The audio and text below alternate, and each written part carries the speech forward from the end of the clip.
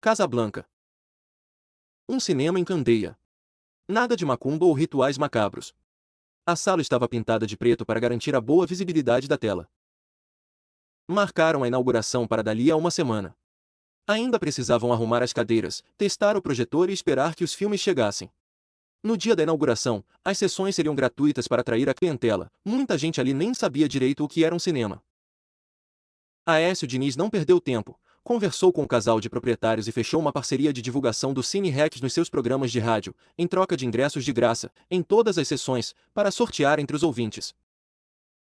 A ideia era que, ao longo do dia, 3 filmes diferentes fossem exibidos para o público infantil, jovem e adulto. Apesar dos pedidos atrevidos e dos bilhetes anônimos, o casal de proprietários avisou logo que o Cine Rex era um estabelecimento familiar e não exibiria filmes pornográficos. No dia anunciado para a inauguração, a fila era imensa. A sala de espetáculos estava pronta, mas havia um problema grave: os filmes não tinham chegado. Os donos do cinema, Ari e Thelma, tentaram explicar à população que teriam que adiar a inauguração do Cine Rex com programação variada. Se inaugurassem naquele dia, precisariam passar o mesmo filme 3 vezes ao dia, o único que trouxeram para testar os equipamentos. Pois que seja assim, disse Madeinusa, que veio para a inauguração. Qual o nome do filme? Casablanca, respondeu Thelma, concordando com a ideia. Era o seu filme preferido. Das 9 da manhã às 8 da noite, a população de Candeia foi transportada para o Marrocos. Homens e mulheres de todas as idades saíam da sala de cinema chorando de amor com a história de Rick e Ilsa. Candeia tornou-se a capital mundial do amor romântico, dos casamentos apaixonados, dos casais enlouquecidos de paixão. A agenda de casamentos do padre Zacarias não deixava tempo para respirar. Ricos e pobres, gente de outros estados e até do estrangeiro vinham casar em Candeia. Enfim, chegaram os filmes novos e o Cine Rex ficou pequeno para tanta gente. Mesmo com a nova oferta de estreias, o público pediu que fosse mantida ao menos uma sessão de Casablanca, dia sim, dia não. O Sr. Ari cuidava da programação. Passará a vida inteira esperando o dia de se aposentar da repartição para dedicar-se somente ao cinema, a segunda grande paixão da sua vida. A primeira era Thelma, sua esposa e única namorada. Os dois dividiram bem os trabalhos com o cinema. Ari cuidava da programação e da bilheteria. Thelma ajudava na escolha de alguns filmes e cuidava da lanchonete Thelmas. Suas comidas eram um espetáculo à parte, e por sua causa Candeia conheceu um prato italiano que virou febre na cidade, a lasanha da Thelminha. O único problema com o casal de administradores era que às vezes o Sr. Ari era tomado de empolgação nas conversas na porta do cinema e esquecia de cobrar os ingressos. Já Thelma era tão apaixonada por cinema que ia assistir aos filmes escondida, deixando a lasanha queimar no forno. Mesmo assim, as coisas davam certo. Um cinema na região era a segunda notícia mais bombástica dos últimos tempos, espalhada aos 4 ventos pela voz de veludo de Aécio Diniz. O radialista ganhou tanto dinheiro com os seus empreendimentos que comprou parte da rádio de Canindé e agora transmitia todas as novidades com um alcance ainda maior. Foi assim que um jornalista da capital ficou sabendo sobre a cabeça do santo, o rapaz milagreiro, os casamentos, o cinema, a ressurreição de Candeia. Túlio era o seu nome, famoso pelo faro de detetive e pelas reportagens que não deixavam nenhuma pergunta sem resposta. Ao saber do caso da cabeça de Santo Antônio, ficou intrigado com a dúvida que todos já esqueceram: por que nunca consertaram aquele erro? Por que a administração daquela cidade não procurou alternativas para não cair na miséria e no abandono? Nos primeiros dias em Candeia, Túlio circulou anônimo, como se fosse mais um curioso. Hospedou-se na casa de De Rosa. Apesar dos barulhos nervosos de seu marido moribundo, percebeu que a memória privilegiada da mulher era o arquivo da cidade. Foi por ela que soube muito do que queria saber como ponto de partida da investigação. O faro de Túlio nunca falhava, havia algo de muito podre no passado de Candeia. E o povo precisava saber disso. Cordel. Quando o padre Zacarias recebeu o folheto de cordel com a história de Candeia, era tarde demais para impedir que aquilo se espalhasse. Nem eram 9 horas da manhã e todos os habitantes da cidade já andavam com um folheto na mão. O título era a Cabeça do Santo e o folheto contava toda a história do lugar, desde que era vila, depois, quando virou cidade, até o dia em que fora condenada à morte e mais tarde voltará à vida com a chegada de Samuel, o profeta enviado por Santo Antônio para morar dentro da sua cabeça. Uma xilogravura na capa mostrava a cabeça do santo no chão, com uma lágrima que virava rio e um homem fugindo com sacos de dinheiro, ao fundo, em perspectiva. Não era um folheto inocente, quem o fez ou encomendou tinha a intenção de revelar verdades do passado que até então ninguém conhecia. Naqueles versos e rimas havia grave denúncia de que Osório, o eterno prefeito, havia roubado muito, mas muito dinheiro dos cofres do município. Descrevia sua casa na capital, o luxo dos seus carros, as joias da esposa, que, segundo Cordel, era muito bem tratada para que nunca desconfiasse de seu caso de amor secreto em Candeia. Um artigo com o mesmo teor de denúncias foi publicado num jornal de Fortaleza. Jornalistas da capital e de outros estados foram à pequena cidade, equipados até os dentes com suas câmeras, para gravar as provas daquele festival de absurdos. Tentaram entrevistar Samuel, que se recusou. Trancou-se na cabeça, como pôde, precisando inclusive contratar reforço na segurança. O povo estava revoltado com o que leu no folheto. Exigiam a presença do prefeito para que explicasse cada uma das acusações. Padre Zacarias mandou um recado para Osório pedindo-lhe que fosse à cidade e se reunisse com ele. Como orientador espiritual daquela população que crescia a cada dia, tinha a obrigação de averiguar os fatos para verificar se aquilo tudo não passava de calúnia. Mas o velho padre era experiente e intuitivo o suficiente para saber que o cordel não contava nenhuma mentira. Osório, o prefeito, sugou o sangue de Candeia até a última gota. Os carros da imprensa não paravam de chegar. Várias cidades mandaram correspondentes, porque tudo naquele texto e naquele município era prato cheio para jornalistas. Aécio Diniz contratou um substituto para sua rádio e passou a trabalhar somente como assessor de imprensa da cidade. Quanto mais promoção, melhor para os seus negócios. Ele agora era sócio nas consultas na cabeça, na venda de santos e velas, no Cine Rex e até na venda de lasanha do Telmas. Nunca os noticiários da região foram tão animados. As câmeras não deixavam que nada escapasse, entravam nas casas, contavam sem parar as histórias assombrosas dos cadáveres encontrados quando o povo começou a invadir a cidade. As equipes só não conseguiam entrar em dois lugares, na cabeça do santo e na casa de Niceia. Aécio Diniz estava esperando a oferta de uma grande emissora internacional para vender a exclusividade de mostrar o interior da cabeça. Providenciou um cerco ao local, protegido com postes de madeira, correntes e seguranças, impedindo qualquer tentativa de aproximação. Sua ideia era construir uma espécie de cortina de vidro blindado, estava só aguardando o orçamento. Já na casa de Niceia o problema era outro. Não havia ninguém que impedisse a invasão, mas todos os repórteres e cinegrafistas que tentaram entrar ali foram acometidos de súbitas e misteriosas moléstias. Vômitos, dores de estômago, de cabeça, tonturas, desmaios. A certa altura ninguém sabia mais se a doença vinha de alguma maldição ou do medo de chegar perto. Até que apareceu um cinegrafista corajoso de uma emissora de São Paulo. Trabalhará no Oriente Médio e na fronteira da Bolívia, nada o assustava, ele disse. Escolheu uma câmera leve, ajustou no ombro, muniu-se de máscara no rosto, lanterna na testa e revólver na cintura. Chegou até o portão e enxugou o suor, mas olhou para trás e fez sinal de que estava tudo bem. Muita gente observava a cena, esperando para ver o que aconteceria lá dentro. O homem pulou o portão de ferro sem dificuldades. Caminhou pelo jardim, filmando tudo, falando coisas que ninguém conseguia escutar mas que em breve o mundo saberia pela televisão. Não demorou muito para que o jornalista arrancasse uma das janelas e entrasse na casa, sob aplausos do povo que esperava do lado de fora.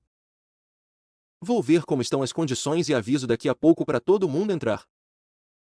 Os outros jornalistas arrumaram suas câmeras e microfones e se aproximaram do portão de ferro, atentos à janela. Uns esperavam a ordem do paulista, mas outros já estavam no jardim quando ouviram um grito, um berro.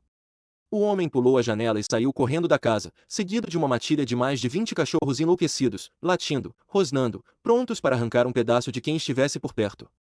Os curiosos que cercavam a casa correram, apavorados. Subiam no telhado das casas, alguns atiravam, jogavam pedras, mas nada fazia com que os cães parassem de latir. Era um circo de monstros.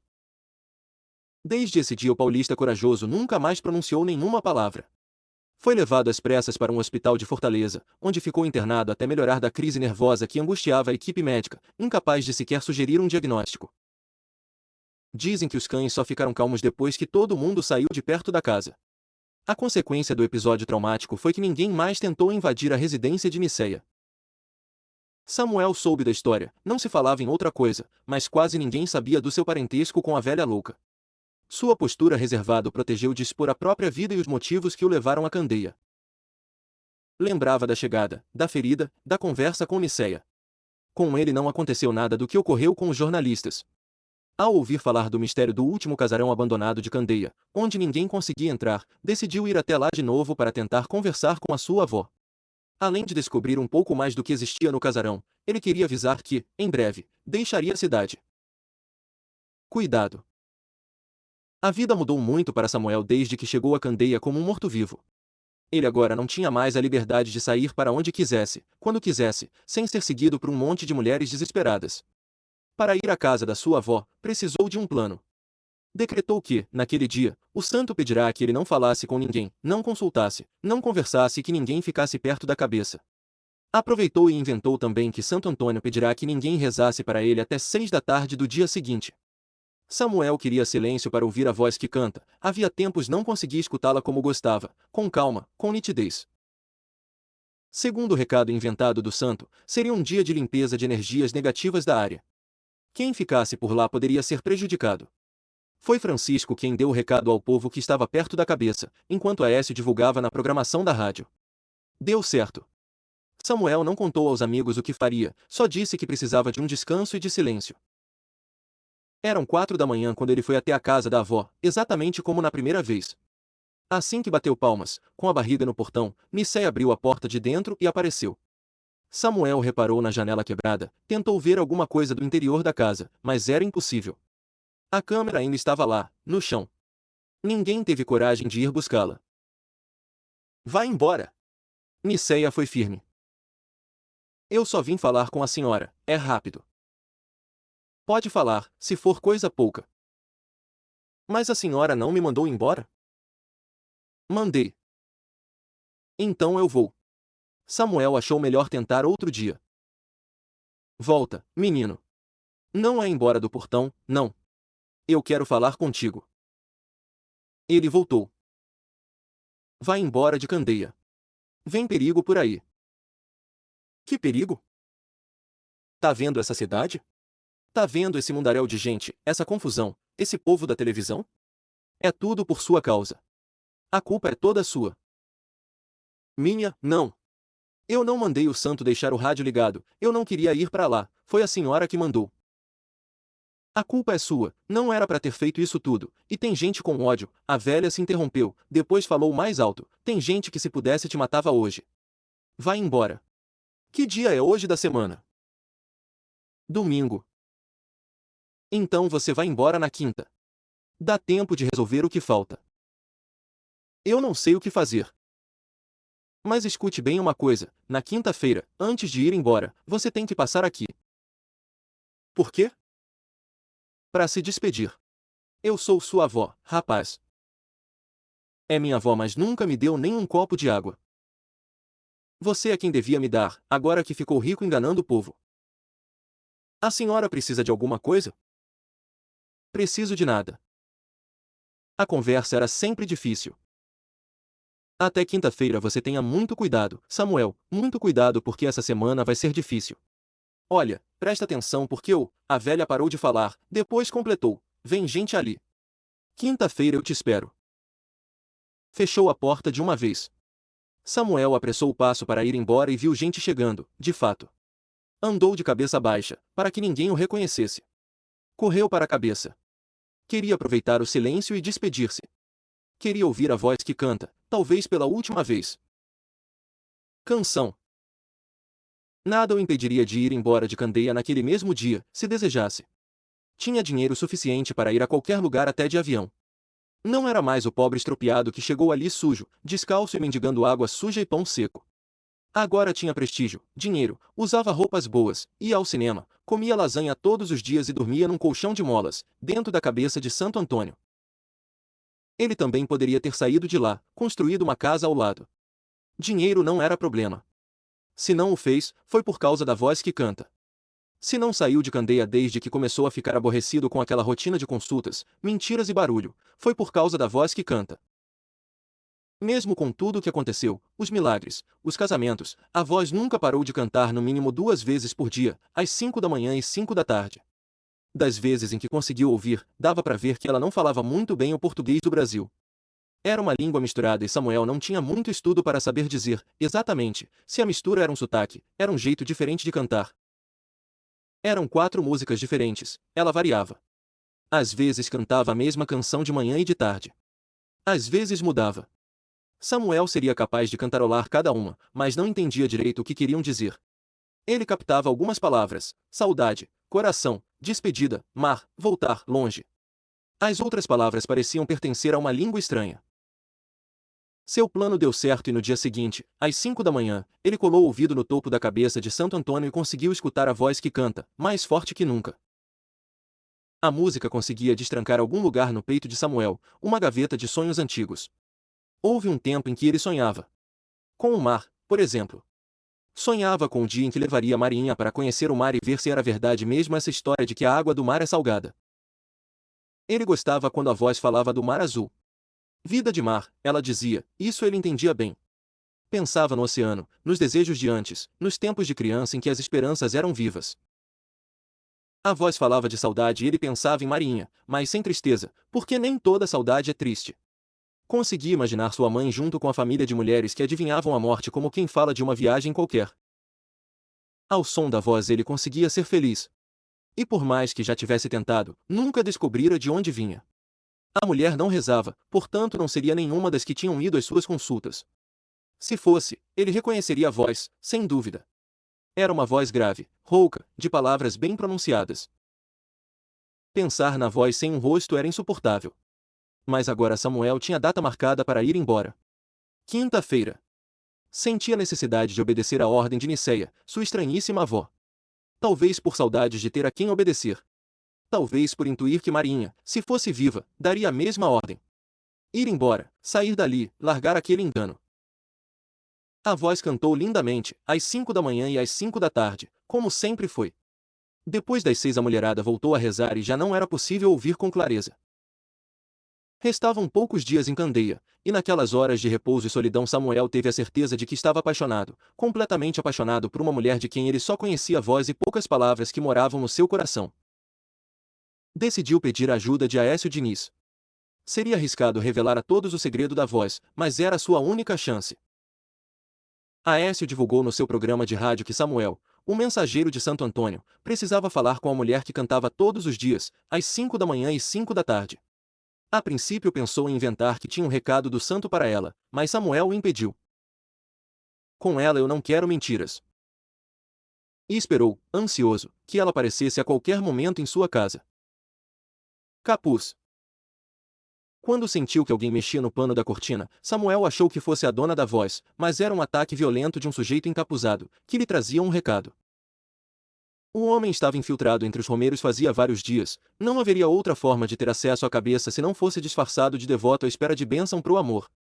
Usava a túnica de São Francisco, com um surrão de corda bem grossa. Isso não chamava a atenção de ninguém, cada um usava o que podia. Era mais um desconhecido, o povo ali fazia o mapa do Ceará completo, vinha gente de todo lugar. Ninguém descobriria nunca que seu objetivo era atacar Samuel. Não é para matar nem machucar, mas o susto tem que ser bem dado. A ordem do patrão era clara como lei. Logo no segundo dia de acampamento ele percebeu que a melhor hora para o ataque era por volta das 3 da manhã, quando Francisco não estava lá e a maioria dos romeiros dormia nas barracas. Vestiu o capuz preso na parte de trás da roupa. Tirou a corda da cintura, enrolou na mão direita e invadiu a cabeça de Santo Antônio afastando a cortina improvisada. Pulou nas costas de Samuel como um sapo, ou um bicho cheio de tentáculos. Enrolou rapidamente a corda no pescoço de Samuel e foi feliz nesse golpe, porque o seu ponto fraco era exatamente o sufocamento, o desespero de não conseguir respirar. Eu não vou te matar, não, Santinho. Eu até queria, mas a ordem é só te dar um recado. Você tem que sair de Candeia amanhã. Até amanhã à noite, entendeu bem? Quem mandou o recado? É melhor nem tentar adivinhar para não te complicar mais. Eu não tenho medo do Osório, pode dizer a ele. Samuel ganhou forças, tentou reagir, mas levou 2 murros certeiros no rosto. Eu cobro caro para dar recado, Santinho. Esse seu aqui valeu muito. Apertou a corda mais um pouco, até Samuel gemer. Já falei o que tinha para falar. Fique quietinho até eu ir embora, não acorde ninguém, se gritar vai ser pior, porque eu não tô sozinho. Covarde desgraçado! Samuel tentava falar com ódio, mas estava sufocado, arroxeado, e não acreditava muito que vivesse além dali. Se você desobedecer, eu até que não vou achar ruim. Porque aí meu patrão vai me mandar voltar e dessa vez é para matar. E eu vou gostar de dar fim ao amigo dessa desgraça de Santo Antônio. O último aperto demorou alguns segundos e deixou Samuel desacordado. Despertou sem forças, e talvez só tivesse conseguido acordar porque às 5 da manhã a voz surgiu na cabeça, ainda mais forte, cantando no seu idioma incompreensível.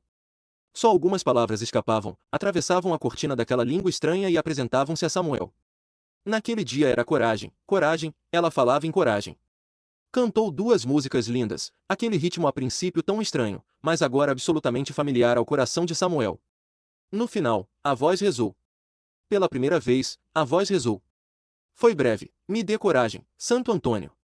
Preciso de coragem e força. Samuel queria encontrá-la imediatamente, pedir a ela que rezasse por ele, que lhe desse colo. Lembrou de Marinha, lembrou como se fosse ela cantar naquela língua estranha. Chorou. Desde o enterro de Marinha ele não derramava uma lágrima, mas agora chorou. A previsão de Nicéia se cumprirá, as coisas começavam a ficar perigosas em Candeia. Francisco chegou logo depois das 5 e o estado de Samuel o assustou. Um homem entrou aqui, não vi direito, não sei quem era. Amarrou uma corda no meu pescoço e disse que eu tinha que ir embora de Candeia. Nessa hora 2 homens já entravam na cabeça, chamados por Francisco, e levavam Samuel nos braços. Precisava de descanso, remédio, curativos para o pescoço, e era preciso também cuidar de sua segurança até tentar entender o que acontecerá. Não havia outro lugar para levar o amigo senão a casa de seu pai, o Chico Coveiro. Terceira parte. História de antigamente é assim que já foram há muito tempo? Sim, filho. Então antigamente é um tempo, avó? Antigamente é um lugar. Um lugar assim longe? Um lugar assim dentro. Onde aqui? Cachaça. Antes da grande desgraça acontecer, Candeia era viva. A igrejinha, lotada de fiéis, rezava ao padroeiro no seu dia. Pediam a Santo Antônio as bênçãos para a cidade. No muro do cemitério, branco e limpo, praticavam-se as simpatias para arrumar marido e descobrir a cara do candidato. As moças jogavam ovos com fúria contra a parede e corriam para observar o possível desenho que a gema formava ao escorrer. Via-se de tudo, porque esperança e desejo obram o impossível. A fama daquele muro corria pelas cidades vizinhas e atraía o desespero das mocinhas, loucas para casar. O discurso do prefeito era tradição na festa do padroeiro, mas aquele ano surgiu um boato de que a cidade receberia uma notícia bombástica durante a fala oficial das autoridades. Não havia muito que esperar. Candeia era uma terra pacata, pacatíssima, com quase 1000 habitantes espalhados nas ruas simétricas, minuciosamente planejadas pelos fundadores do lugar, e nos sítios dos arredores. Sem crimes, sem grandes sobressaltos, sem filhos ilustres, sem problemas graves. O prefeito administrava a cidade com pulso firme e a ajuda de uma esposa que era uma santa, como costumavam dizer as mulheres de Candeia. Diante dessa quase monótona paz, não havia bomba nenhuma a esperar, o que fazia da perspectiva de uma notícia em anúncio oficial algo ainda mais curioso. O prefeito subiu ao palanque com a esposa. Alguém arrumou o microfone no pedestal, mas o chefe da cidade cochichou algo com um dos assessores e ainda não começou. Lá vinha o jovem e distraído padre Zacarias, correndo, ágil, subindo a escada do palanque de 2 em 2 degraus e sorridente como nunca se viu. Era recém-chegado à cidade, pelo visto, veio cheio de ideias. Minha gente de Candeia. Boa noite. Estamos todos reunidos nessa festa para louvar nosso padroeiro, Santo Antônio de Pádua, nobre português que deixou como exemplo maior em sua passagem na terra, fez uma longa pausa. Tremeu o lábio inferior. O prefeito aprendeu isso num filme americano e achou bonito. O amor cristão e cristalino. Mas acredito que Santo Antônio não está feliz conosco. Na verdade, tenho certeza de que o pobre santo deve até estar aborrecido com cada um de vocês, povo de Candeia. Entre olhares apavorados na plateia. O prefeito continuou, impávido. Como é que uma cidade que tem Santo Antônio como padroeiro prossegue com a vergonha de não possuir nenhuma grande estátua em homenagem a ele? Pois hoje eu venho, povo de Candeia, anunciar que assinei um contrato com a empresa MJ Engenharia, responsável pela construção de belíssimas estátuas sagradas pelo Brasil, para construir no morro uma estátua de Santo Antônio com 20 metros de altura. O povo vibrou. Vamos fazer de Candeia a terceira terra de Santo Antônio. Primeiro vem Lisboa, onde ele nasceu. Depois vem Pádua, onde morreu. E agora Candeia, onde voltou a viver para sempre. Nenhum acontecimento anterior despertara tamanho alvoroço na população de Candeia.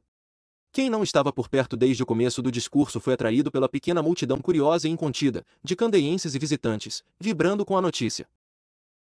Eu consegui, junto ao governo federal, uma autorização de linha de crédito para todos os microempresários que quiserem começar um pequeno negócio. Vocês vejam Canindé, o tanto de gente para dormir, comer, tomar banho. Montem suas pousadas, restaurantes, lojinhas. Vamos fazer Candeia prosperar. O alvoroço foi incontrolável. Construir uma estátua gigante de Santo Antônio era tão impossível que ninguém mais ousava sequer sonhar. A mudança foi rápida e drástica. A inauguração da estátua estava prevista para dali a um ano, tempo suficiente para que a cidade se organizasse e divulgasse o feito. Os novos estabelecimentos comerciais surgiam com seus nomes pintados nas fachadas das casas: Barbearia Santo Antônio, Lanche Santo Antônio, Pousada Santo Antônio, Restaurante Santo Antônio. A promessa de uma cidade nova atraiu forasteiros. Vinha gente de todo lugar interessada na nova Candeia. Fizeram sociedades e confusões. Alguns ficaram, outros foram expulsos. Mas, de todos, nenhum fez tanto sucesso quanto Fernando, um comerciante português que andava de passagem pelo sertão e sentia o cheiro de prosperidade por ali. Fernando vendia tecidos e andava pelo mundo todo. Lidava com pequenas peças de pano e grandes vendas. Intermediava negócios entre São Paulo e o Senegal, trocava rendas cearenses por seda chinesa. Consignava a importação de sares indianos para lojas do Rio de Janeiro. Falava várias línguas, o Fernando. Conversava embriagando, era o que diziam. Não havia como entrar numa negociação sem que o resultado fosse favorável para ele, sempre sorridente, sempre com o par de olhos amendoados envolvidos na transação. Para uma cidade cheia de mocinhas loucas para casar, a chegada de Fernando teve efeitos mais bombásticos do que o anúncio da construção da estátua do santo. Porque, além de bom falador, ele era muito bonito, tinha cabelos lisos e negros, sempre bem penteados para trás, um par de belos olhos mouriscos numa pele morena de tantos sóis. Ninguém sabe contar os detalhes, mas o certo é que, em pouco tempo, soube-se que o estrangeiro estava de casamento marcado com Helenice, filha do homem mais rico de Candeia, alertando para o fato de que isso não denota tanta riqueza assim. Ninguém imaginaria. Pelo que se conhecia da moça, estava inclinada à vida no claustro e em breve iria para o convento de Baturité. Usava saias longas e cabelos presos, até então. Até que Fernando andasse com ela pela praça de Candeia, soltasse seus cabelos em público, usasse de gestos respeitosos e olhares apaixonados. Sim, ele parecia muito apaixonado. O casamento estava marcado para o ano seguinte, um dia depois da inauguração da estátua. Fernando viajou alegando que iria comprar seda branca para o vestido da noiva, seda pura, chinesa. Os parentes dele já arrumavam as malas e viriam de Braga para Candeia. Seria o casamento do século. Enquanto as pequenas histórias aconteciam ao redor da matriz de Candeia, no alto do morro o corpo do santo já estava colocado por inteiro, dos pés ao pescoço. Quem passasse na estrada poderia ver. A cabeça, por sua vez, estava desmontada e suas peças espalhadas pelo chão. Foi nesse ponto do trabalho que o engenheiro-chefe da MJ Engenharia foi chamado às pressas para um trabalho na capital e precisou se ausentar por uma semana. Antes de partir, marcou uma reunião com o padre, o prefeito, e anunciou que, na sua ausência, a responsabilidade da obra seria do meticuloso, um operário local que se destacou por sua inteligência no desenvolvimento do trabalho. A alcunha de meticuloso lhe fora dada pelo engenheiro, embasbacado com sua natural inclinação para a perfeição, concentração e cuidado com os detalhes. Ficaram amigos, e o engenheiro admitiu que aprendeu com ele muitas coisas que ninguém sabia na faculdade de engenharia. O pobre homem chorou diante do prefeito. Quanta honra! O engenheiro viajou e meticuloso não pôde evitar uma breve comemoração com os amigos. Tinha cachaça e churrasquinho. Muita cachaça. No dia seguinte, os 8 homens encarregados de montar a cabeça do santo foram à casa de Meticuloso às 7 horas da manhã e ele ainda estava bêbado. Perguntaram, então, o que fazer para começar a montagem da cabeça, se aguardavam ordens ou se montavam logo. Aqui quem dá ordem sou eu. Não ouviram o doutor engenheiro dizer? Pode montar a cabeça no chão para quando ele chegar encontrar o santo feito. Durante uma semana os pedreiros ocuparam-se de montar o crânio, o queixo, o pescoço, os globos oculares, a boca, o nariz do santo. Ficou milimetricamente perfeito, sempre sob a supervisão do meticuloso. A população acompanhou o rosto tomando forma, e uma pequena aglomeração observava a cabeça sagrada quando o engenheiro chegou. Meticuloso estava tão orgulhoso de seu feito que tomou a liberdade de marcar a cabeça do santo com sua assinatura, a letra M dentro de um círculo. A multidão abriu o caminho para o engenheiro passar, aos gritos, aos berros. Seu imbecil! Cristo Redentor! Demorou para que ele conseguisse conter a fúria e fosse controlado pelo povo. O polido e educadíssimo engenheiro descabelou-se todo e queria bater no meticuloso. Queria matar o homem e só depois ele conseguiu explicar por que a cabeça teria que ser montada no alto, já sobre o pescoço da estátua, com a ajuda de uma estrutura de andaimes que estava a caminho. Ele tinha quase certeza de que aquela cabeça, montada no chão, jamais poderia ser levada para o corpo do santo. Sua suspeita foi confirmada por um técnico trazido do Rio de Janeiro para avaliar o caso. A prefeitura não tinha sequer o dinheiro para a passagem, mas o engenheiro pagou do próprio bolso. Era o preço de salvar a obra que o levaria à prosperidade ou ao fracasso. Chamava-se Rubens e todos o tinham em alta conta por fazer parte da empresa responsável pela manutenção do Cristo Redentor no Rio de Janeiro. Sua opinião seria definitiva. Depois de alguns dias de estudos, análises, cálculos e telefonemas, Dr. Rubens deu o diagnóstico. Seria impossível levar a cabeça até o corpo. Guindaste nenhum no mundo teria capacidade para tanto peso. A única solução seria fazer uma cabeça nova. Dr. Rubens foi embora e não conseguiu conter o riso ao ver, de longe, o corpo sem cabeça no alto do morro. Quanta burrice! O prefeito não tinha mais dinheiro para a confecção de outra cabeça, a dívida do município era absurda, as parcelas estavam atrasadas e não havia mais credores dispostos a emprestar um centavo que fosse a qualquer pessoa da cidade. A festa de inauguração foi cancelada. A notícia correu de boca em boca, porque o prefeito viajou para a capital e não teve coragem de encarar a população de Candeia. Desesperança. Desfelicidade. Desgraça. Meticuloso, o responsável, sumiu. Restou sua assinatura, o M circulado, registrando, para sempre, o culpado pela ruína de Candeia. Chico Coveiro. Foi difícil conter o povo que acompanhava Francisco levando Samuel para a casa dos seus pais, Chico e Jerusa. A casinha ficava nos fundos do cemitério e era preciso atravessá-lo para chegar até lá. Foi o jeito fechar o portão principal, com cadeado. Só destrancaria quando o povo se acalmasse, o que estava demorando a acontecer. A descrição do pescoço ferido, do olho fechado e do sangue saindo pelo nariz de Samuel espalhou-se muito rapidamente entre os romeiros da cidade e entre todos que chegavam ali. Já estava perto da romaria para São Francisco de Canindé, e muita gente aproveitou para passar em Candeia e pedir um casamento ao mensageiro de Santo Antônio. A eficiência na difusão da notícia fez com que o doutor Adriano chegasse lá rapidamente, mesmo não sendo seu dia de consulta.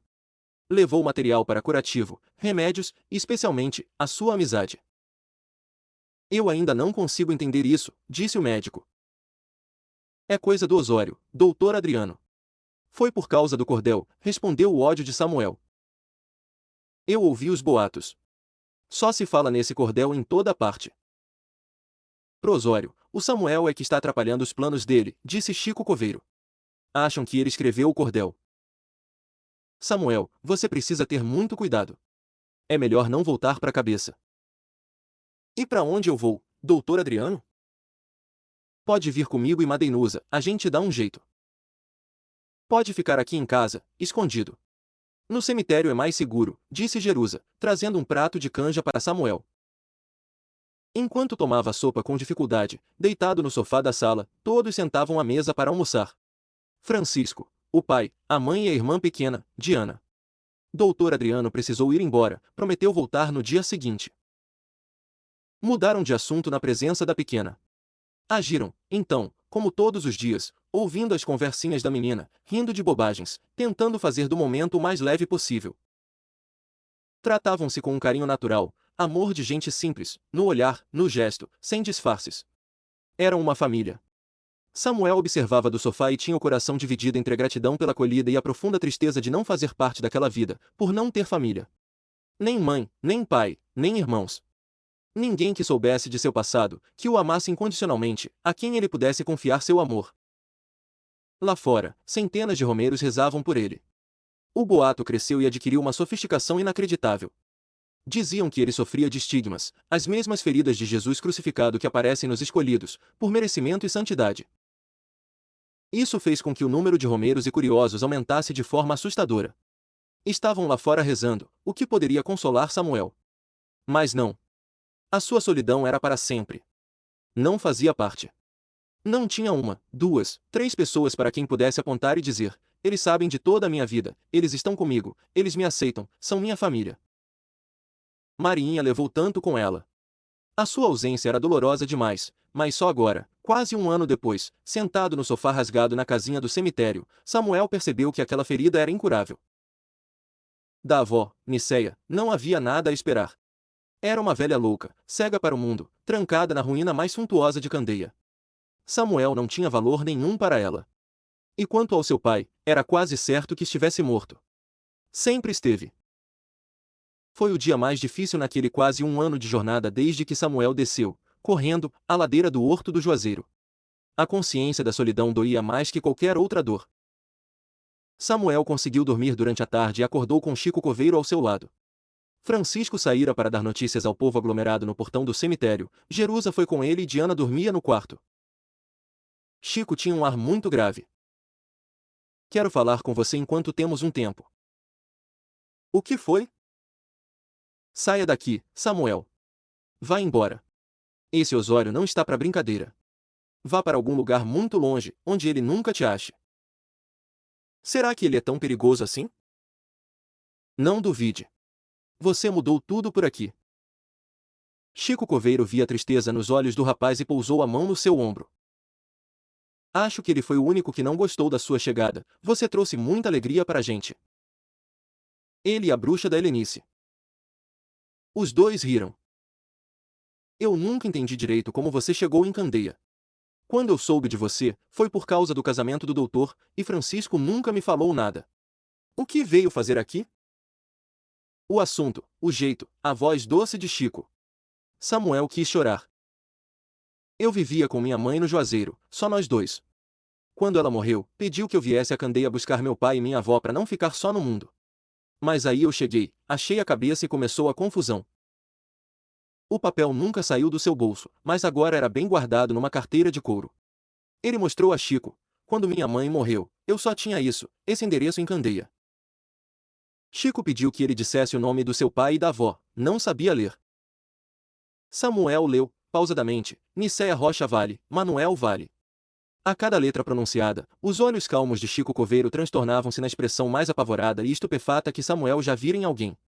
Levantou-se sem dizer palavra, foi beber água, tonto, passou as duas mãos no rosto.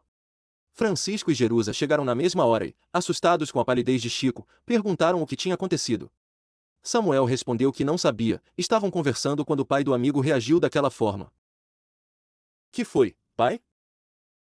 Chico Coveiro olhou para Jerusa com olhos de tragédia. Samuel é filho de Manuel Vale. E quem é ele? Perguntou Francisco.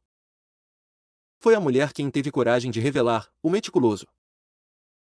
Cabo Verde.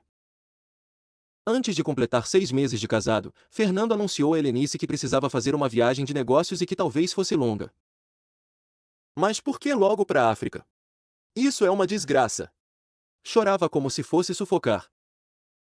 Mas eu volto, meu bem, e, se tudo der certo, vou voltar rico. Rico? Por quê? Desacelerou o choro.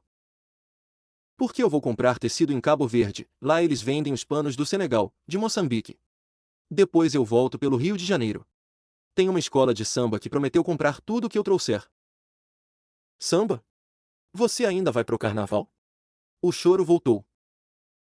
Claro que não, mulher, vou muito antes disso. Eles precisam dos tecidos para fazer as fantasias. Confia em mim, vou voltar rico. Foi o jeito confiar, acreditar e segurar o choro na despedida. Ela sabia o que o povo falava dos maridos que trabalham viajando. Fez cara de séria, muito séria, desde que ele viajou, para evitar qualquer conversa besta pro seu lado. Aprendeu que a simpatia é porta aberta para todo tipo de gente. Era antipática e não convidava ninguém a fazer parte de sua vida. Dentro de casa, chorava rios de saudade. Antes de dormir, era só choro, só lamento. Preocupava-se com a alimentação do marido, com sua saúde, suas roupas. Sentia saudades da sua pele morena, do sotaque, dos cabelos, dos olhos. Enquanto ele, do outro lado do mar, não sofria de falta alguma. Fernando se casou com Helenice porque ela era bonita, porque Candeia cheirava prosperidade, porque no fundo sempre quis ter um lar para onde voltar. E, acima de tudo, porque sonhava em ter filhos e os quadris largos de Helenice prometiam uma boa prole. Mas era difícil para ele suportar que na cabeça de sua esposa só coubesse aquele pequeno mundo de Candeia, quem casou, quem morreu, quem pecou, a vida dos outros, essa forma de viver sem sonhos, sem caminhos novos, como se aquela cidade fosse o mundo todo, e não era.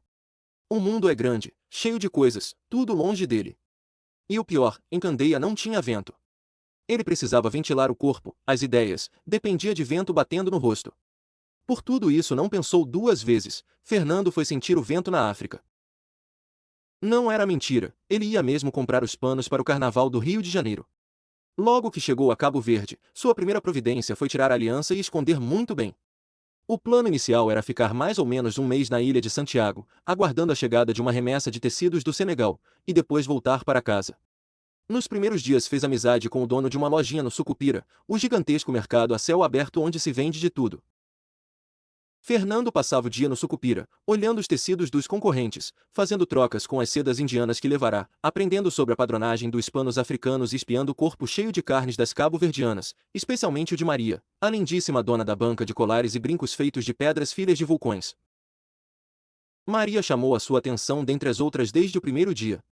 Primeiro por sua mercadoria, aquelas contas negras e brilhantes que ela manuseava para fazer colares e brincos. E, depois, porque sempre cantava enquanto organizava o seu ponto de trabalho. Chegava cedo, às 5 da manhã, tirava a lona que protegia os pertences das intempéries da noite, arrumava a cadeira, o suporte de madeira.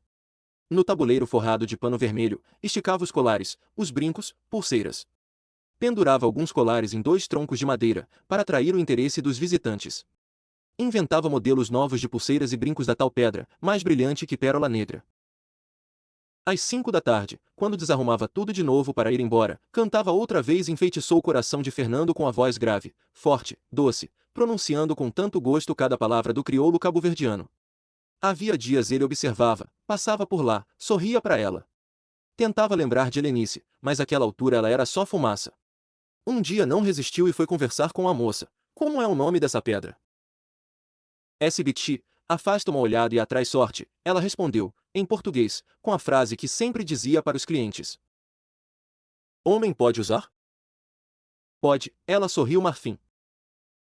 Então eu quero um colar bem grande. Preciso mesmo de sorte. Maria tinha um colar comprido por lá. Como de costume, ofereceu-se para abotoar o colar atrás do seu pescoço. Quando as mãos dela tocaram a pele do português, ele sentiu que seria capaz de tudo, de qualquer coisa na vida, para que aquela mulher fosse sua e cantasse só para ele. Ela sentiu mesmo desde que o viu.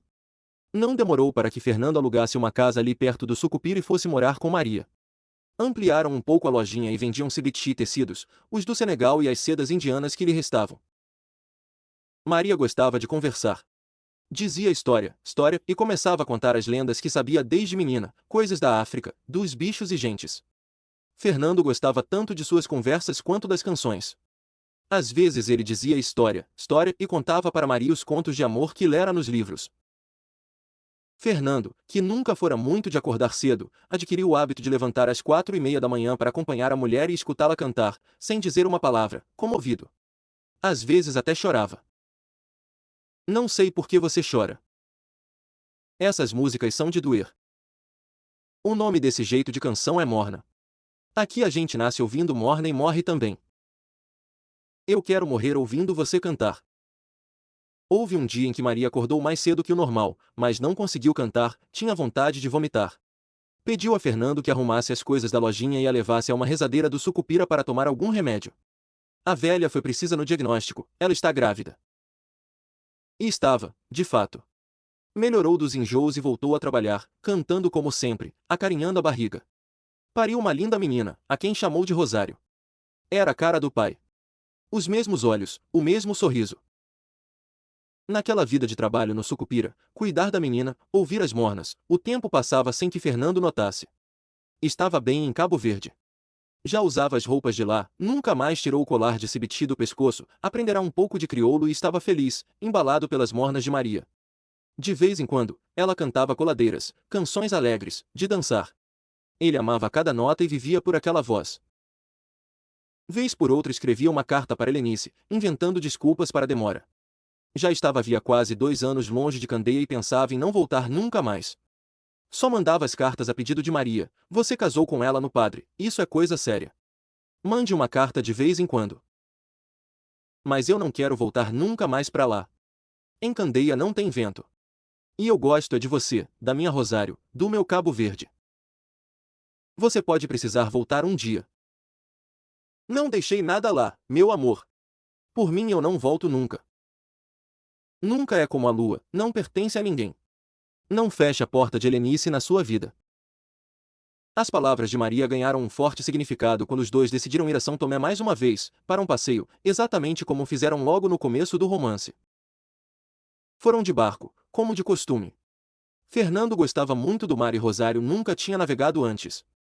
A viagem era bonita, todo o tempo, especialmente quando Maria cantava mornas para o barco inteiro escutar. Já muito perto de São Tomé, a embarcação bateu numa pedra da costa, furou o casco e virou. Rosário estava dormindo ao lado do pai, que conseguiu salvá-la, enquanto gritava pelo nome de Maria. Era noite, não se enxergava nada. No dia seguinte encontraram o corpo de sua mulher perto da praia. Foi a única que morreu no acidente. Ele não tinha a quem recorrer em Cabo Verde, tampouco em São Tomé. Maria não tinha nenhum parente, era sozinha no mundo. Fernando nem cogitava a possibilidade de voltar a Portugal com a criança, sua família nunca aceitaria.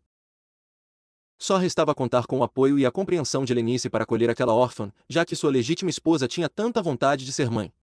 Por sorte, Fernando conseguiu achar sua aliança. Lembrou das palavras de Maria, um sábio pressentimento. No Brasil ele tinha uma casa, uma mulher devotada que poderia perdoá-lo. Encheu-se de coragem e voltou para a esposa. Envelhecido, abatido, derrotado, sua única alegria era Rosário, a guardiã de todas as belezas de Maria. Fernando estava pronto para contar toda a verdade, mas não esperava que, ao chegar em casa, encontraria Lenice com uma filha nos braços, fruto que ele deixará em seu ventre antes de partir. A menina ainda nem tinha nome. Não fora batizada, nem registrada, à espera do pai. Fernando apresentou Rosário como uma criança perdida que encontrou na África e resolveu adotar. Helenice acreditou, louvou a bondade do marido e aceitou acolher a menina como sua filha. As duas crianças ficaram muito amigas. Tinham quase a mesma idade e gostavam de brincar juntas, apesar de alguma diferença de língua e de hábitos. Fernando providenciou, de imediato, o registro e batizado da filha legítima. Batizou-a de Madeinusa. Uma semana depois do retorno, a vida parecia ter voltado ao normal na casa de Helenice. Fernando fez um juramento de que não viajaria mais se não fosse acompanhado da família. Pediu desculpas pela escassez de notícias, pela falta de dinheiro, e ficou aliviado ao saber que o sogro morrera e deixará para a filha única o seu restaurante, que garantiu o sustento. As duas crianças estavam cada vez mais próximas. Brincavam juntas, dormiam juntas, e Fernando tomava conta delas o dia todo. Madeinusa achava graça quando a irmã falava em crioulo com o pai. Não entendia nada, mas via naquela língua um encanto secreto, como um tesouro que sua irmã trazia do mar.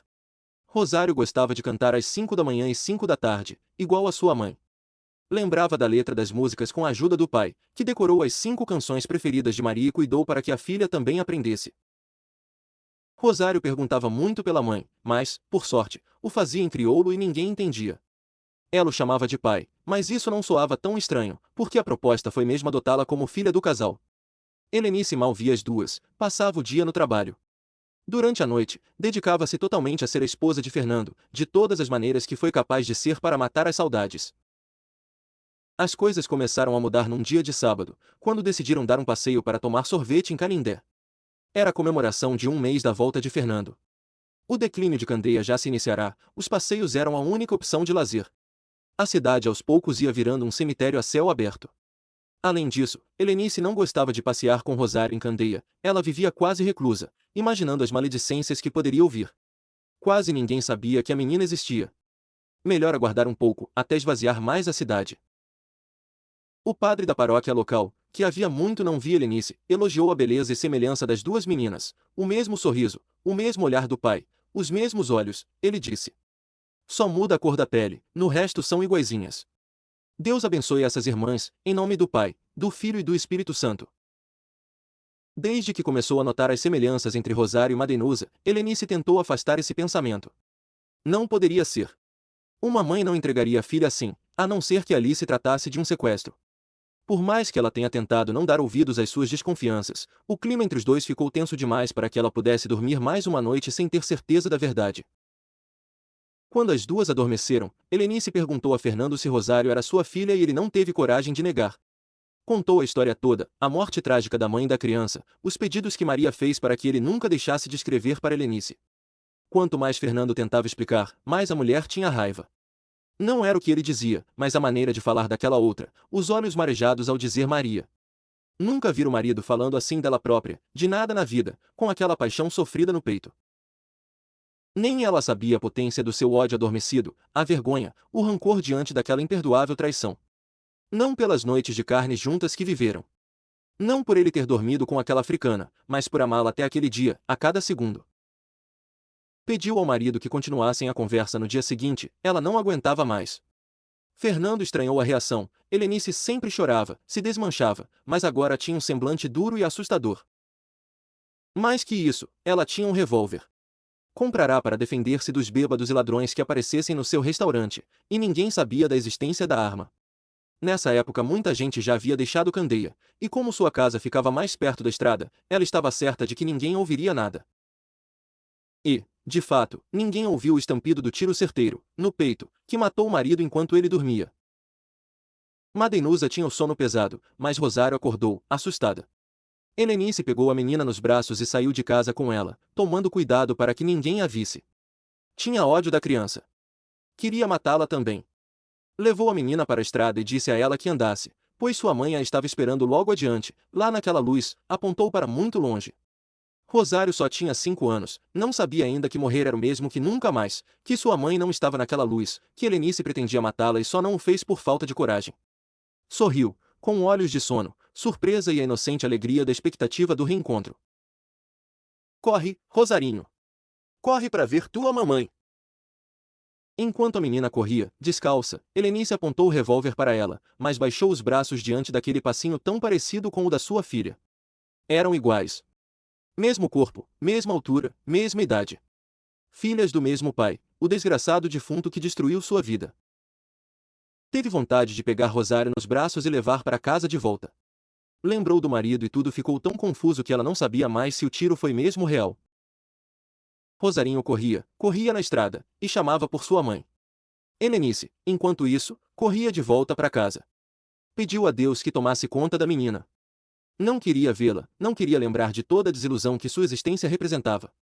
Tome conta dessa infeliz sem sorte na vida, senhor. Rezou até chegar em casa. Fernando estava mesmo morto, em cima da cama, de olhos abertos, um tiro no peito e a aliança apertada no dedo. Não foi um delírio.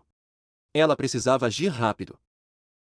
O que restava da cidade de Candeia acordou com o choro de Helenice, que se dirigia à igreja, chamando pelo padre Zacarias. Fernando morreu do coração. Foi essa a notícia oficial sobre a morte. Quando as primeiras pessoas chegaram à sua casa, o morto já estava bem arrumado no caixão, de paletó, penteado e cheirando a colônia. Helenice pediu muita pressa para o enterro, que aconteceu às 2 da tarde do mesmo dia. Diziam que a mulher enlouquecera com a morte súbita do marido. Qualquer atitude estranha era tratada como loucura. 2 dias depois do enterro, Helenice abriu o restaurante muito cedo e foi surpreendida pela figura de Rosário, sentadinha num batente. A menina sorriu e a abraçou, balbuciando alguma coisa em crioulo cabo-verdiano. Helenice nunca entendeu como a menina conseguiu acertar a volta para casa, como estava viva, como não fora atropelada, sequestrada ou comida pelos cachorros. Talvez fosse feitiçaria africana. Quem pode mais do que Deus? Quem pode mais do que Deus? Gritava, transtornada, pegando a pequena Rosário pelo braço, determinada a livrar-se novamente da criança antes de Madeinusa acordar. Cativeiro. Francisco contou para Écio, que contou para a namorada, que contou para Madeinusa, que pediu a Adriano que a levasse urgente até a casa dos pais de Francisco. Precisava falar com Samuel. Entrou sem pedir licença na casa de Chico Coveiro, interrompendo a conversa, de supetão. É verdade que você escuta uma voz cantar às 5 da manhã, todo dia? Samuel estava atordoado. Desde o dia em que cheguei, 5 da manhã e 5 da tarde. Você conhece a moça? Era uma esperança, finalmente. O que ela canta? Madeinusa estava ansiosa. São músicas diferentes a cada vez. Eu contei 5. 5? Ficou ainda mais nervosa. E qual a letra das músicas? O que ela diz? Eu não entendo direito. Parece outra língua, mas tem horas que dá para entender umas palavras. Que palavras? Despedida. Coração. Mar saudade. São as mornas. Madeinusa chorava. Meu Deus! Que? São as mornas de Rosário. Eu tenho certeza. Quem é Rosário? Perguntou Samuel. Minha irmã, por parte de pai. Ela é africana, a mãe dela cantava mornas, é uma música de lá, de Cabo Verde. Rosário fazia a mesma coisa. Todos os dias, 5 da manhã e 5 da tarde, desde pequenininha. E como é que essa música vai parar na cabeça do santo? Quis saber Francisco. As mornas são como uma oração para a mãe dela, disse Madeinusa. E você sabe onde ela vive? Perguntou Francisco. Não, ela sumiu quando meu pai morreu. Tudo o que eu quero na minha vida é achar Rosário. Minha mãe disse que uns parentes vieram buscá-la no dia da morte do meu pai, mas eu não acredito. Eu sonho com ela e com meu pai esses anos todos, e foi assim que eu soube que ela era minha irmã. Soube como? Quis saber Samuel. Meu pai falou no sonho. Só mais velha eu entendi que mamãe odiava Rosário porque ela era filha de uma traição do meu pai com uma africana. Eu tento, há anos, já fiz de tudo, mas não consigo sequer uma pista. Minha mãe não pode saber de nada disso, viu? Ela já sabe, disse Francisco. Ouviu no rádio quando Aécio anunciou a procura da voz e veio me perguntar o que Samuel sabia dessa moça que canta. E você disse o quê? Que não sabia de nada, mas se era uma coisa que deixava Helenice com tanta raiva, a gente ia descobrir. Você nem me contou nada dessa conversa, reclamou Samuel. Só lembrei agora, achei que não tinha importância, a velha tem ódio de música, pensei que fosse por isso. Não é. Ela tem ódio de Rosário. Até cuidava bem dela, mas mudou no dia da morte do meu pai. Eu desconfiei de coisas horríveis, achei que ela estava morta. O nome de Rosário era proibido na nossa casa. Madeinusa se calou por um instante. Depois perguntou, e lá da cabeça você não consegue falar com ela, Samuel? Eu só escuto. Talvez se Aécio continuar com os recados pelo rádio ela apareça, disse Francisco. É a única chance. A gente nem sabe onde ela vive, mas se dá para escutar na cabeça, deve estar perto daqui. Eu vou fazer de tudo para encontrar, disse Madeinusa. Cadeia. Quando Madeinusa saiu, Samuel, Chico, Francisco e Jerusa retomaram a conversa do ponto onde tinham parado. Voltaram a puxar o fio da desgraça. Só quem viveu o ano da desgraça em Candeia sabia o nome verdadeiro do meticuloso, o homem que arruinou a vida daquela gente. Chico Coveiro conhecia muito bem, brincavam juntos na praça. Perderam o contato desde que Manuel começou a trabalhar viajando para outras cidades. Quando voltou a Candeia para trabalhar na obra do Santo Antônio, Manuel procurou o amigo de infância para tomar cachaça com limão e falar da vida. Sua vida era Marinha. Falou de suas mãos doces, de sua inocência, do filho que esperava. Disse o quanto estava feliz por seu sucesso na obra do santo. O dinheiro que estava ganhando era mais que suficiente para ir buscar Marinha e o filho, morar com a mãe por uns tempos, construir uma casa para eles. Isso foi dias antes da viagem do engenheiro e do erro que acabou com sua vida. Ele está enterrado aqui? Perguntou Samuel. Não. Dizem que ele se matou enforcado e foi enterrado lá dentro mesmo, na casa da sua avó Niceia. Nunca mais ninguém entrou ali. Quase todo mundo da família fugiu. Quem ficou enlouqueceu. Meu filho, vá embora daqui, interrompeu Jerusa, súplice. Se você veio buscar seu pai, já sabe que ele não está mais entre nós. Meu amigo Manuel era um bom homem, pode acreditar. Essa cabeça fez a desgraça dele e está fazendo a sua também, agora eu vejo. Vá embora, antes que você acabe morto como seu pai. Mas a gente tá ganhando dinheiro, o povo tá feliz, é casamento todo dia, que mal tem isso? Reclamou Francisco. Esse dinheiro é maldito. Se depender dele, prefiro passar fome. A sentença de Jerusa sepultou de vez qualquer tentativa de insistência por parte de Francisco. Samuel não conseguia pensar. Já era tarde e a única coisa que ele queria naquele momento era passar a última noite na cabeça do santo, ouvir a voz como despedida e ir embora, para sempre. É arriscado, mas eu tenho um plano, disse Francisco. O rapaz foi na frente e destrancou o portão do cemitério. Muita gente ainda estava lá. As pessoas choravam e a princípio Francisco não entendeu a comoção. Disseram que tem um caminhão de explosivos vindo para Candeia, disse um dos homens. Helenice foi à fortaleza conversar com Osório e ele encomendou a explosão da cabeça do santo. Não haveria melhor escolta do que a companhia comovida daquela gente. Eram cerca de 400 pessoas, cada vez chegando mais, atraídas pelos boatos de explosão da cabeça de Santo Antônio. Samuel sentia que morrera um pouco naquela conversa dentro da casa do cemitério. Morreu. Nasceu dele um homem novo, definitivamente solitário, marcado por uma tragédia do passado da qual ele não tinha a menor culpa. Era a hora de ir embora. A cabeça era sua desgraça, mas mesmo assim quis passar a última noite lá. A última chance de ouvir a voz que canta mornas, de pescar qualquer pista de onde ela pudesse estar. Mas não houve tempo. Antes das 5 horas da manhã, os caminhões de explosivos chegaram à Candeia. Equipes de TV vinham junto, para filmar o espetáculo, o fim do sacrilégio contra Santo Antônio. Helenice estava com Osório e tinha ar de vitória e pressa. A velha delegacia foi reaberta especialmente para receber Samuel, levado à força por 2 capangas de Osório e jogado num canto de cela escura e imunda dos anos sem uso. A lei de Candeia era Osório quem fazia, com truculência. Samuel soube que os capangas receberam ordem expressa de não deixar ninguém entrar ali. Nenhuma visita, nem sequer um copo de água. O acusado ficaria na cela até que fossem montados os explosivos. Depois teria algumas horas para deixar a cidade, sob ameaça de ser morto caso retornasse.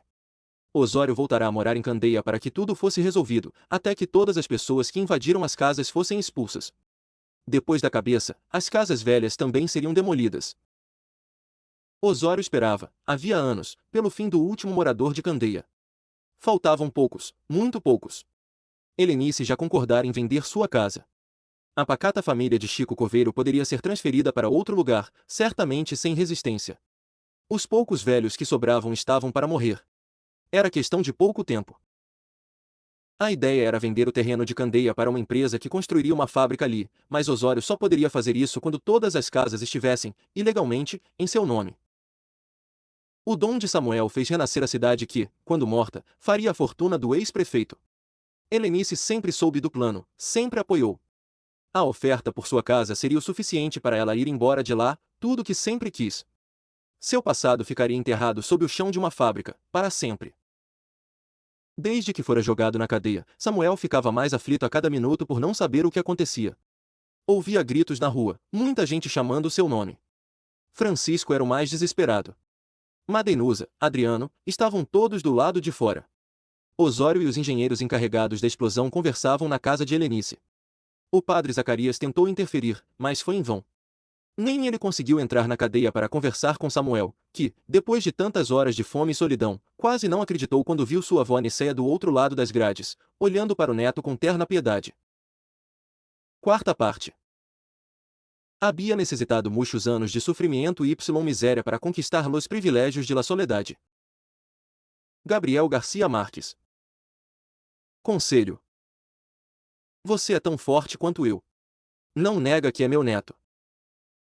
Samuel estava com fome, com sede, perturbado, e não conseguia ver nenhum sinal de força na sua condição. Seus sentimentos pela velha louca eram confusos. Tinha medo, raiva, mas ainda pesava o fato de que ela restava como a única ligação viva com seu passado e com a prova de que Marinha um dia existiu na face da terra. Sorriu, um pouco, tentando agradecer sua presença. Como a senhora entrou aqui? Você tem que cumprir o que prometeu à sua mãe. Ela o irritava quando ignorava as suas perguntas. Já cumpri. Ainda falta. Falta o quê? Samuel lembrava, nunca esqueceria as últimas palavras da mãe. Perguntou para testar a velha. As velas. Você só acendeu a do padre Cícero. Falta uma para Santo Antônio e outra para São Francisco. O pedido principal eu já cumpri. Cumpriu. Você veio até Candeia. Só vim para sofrer. Você é valente. Aguentou, foi homem de verdade. E vou embora do jeito que cheguei, enxotado como se fosse um rato imundo. Não é verdade. A senhora não sabe de nada. Eu passei fome 16 dias, fiquei doente, não tive quem me desse abrigo e me meti nessa confusão de santo que só me desgraçou. Você tem raiva do santo? Muita. Sempre tive raiva de santo e agora tenho mais ainda. Eles só servem para dar dinheiro a quem engana os bestas. A sua mãe não pensava assim. Porque era boa demais. Minha mãe nasceu e morreu sem ver maldade no mundo, pobre, miserável, enterrada numa rede. Samuel chorou. Detestava chorar, mas chorou na frente da avó, daquela velha decrépita que, mais uma vez, era incapaz de ajudar. Ela pediu uma vela para Santo Antônio. Você tem que acender antes de ir embora. Não quero saber de santo nenhum. Marinha pediu que as velas fossem acesas aos pés dos santos. Você vai ter que subir o morro para acender a do Santo Antônio. Eu estou preso, não posso sair daqui, ironizou Samuel. Você vai ser solto em algumas horas. Se eu subir esse morro, vou ser mordido de novo, preso de novo. Os cachorros são meus, eles não vão te morder. E você não vai mais ser preso se disser que vai embora. Suba lá, acenda a sua vela e reze pro santo. Samuel riu, de ódio. Rezar? Eu? A senhora é doida mesmo. Rezar é falar o que sente. Eu sinto ódio. Pois fale isso. Grite bem alto, não deixe de dizer nada pro santo. Eu tenho o seu sangue, mas ainda não sou louco como a senhora. Não vou fazer isso. Nicéia ficou transtornada e chegou mais perto da grade. Você não pode sair daqui sem acender a vela que sua mãe pediu. O tom da última frase era muito grave, ela olhava nos olhos de Samuel, era uma ordem. E os pedidos de Marinha eram as únicas leis que regiam a vida de Samuel. Além disso, não sobrava nada. Eles vão te soltar amanhã de manhã. Querem saber sua rota e você avisa que vai embora por lá, vai atravessar o morro e seguir pelos Inhamuns. Certamente vai ter gente te seguindo. Todo mundo já sabe que vão te expulsar, só se fala nisso nas rádios daqui. E o povo está apoiando quem? O mensageiro de Santo Antônio. Quando você sair, vai ver uma multidão na porta da delegacia. Seu amigo Francisco não parou de lutar por você. Mas não tem quem possa nessa terra sem lei. Vão explodir a cabeça? Já está tudo pronto. Vão só esperar sua saída. Eu não quero ver isso. Também acho que não deve. Samuel olhou para Nicéia com o torpor de última vez. Ela se afastava para ir embora. Obrigado. Eu vou acender a vela da minha mãe porque ela pediu. E depois eu não sei o que vai ser da minha vida quando atravessar aquele morro. Portanto, adeus. Não esqueça de rezar. Eu te peço. Marinha te pediria, se estivesse aqui. Adeus, Samuel, seja bem feliz. Corpo. Foi a primeira vez que Samuel viu Osório. Até então só conhecia os seus capangas e sua fama de desonesto. O antigo prefeito entrou na delegacia acompanhado de Helenice e do padre Zacarias. Um dos capangas abriu a cela de Samuel e ordenou que ele permanecesse sentado. Nem precisava, mal tinha forças para abrir os olhos.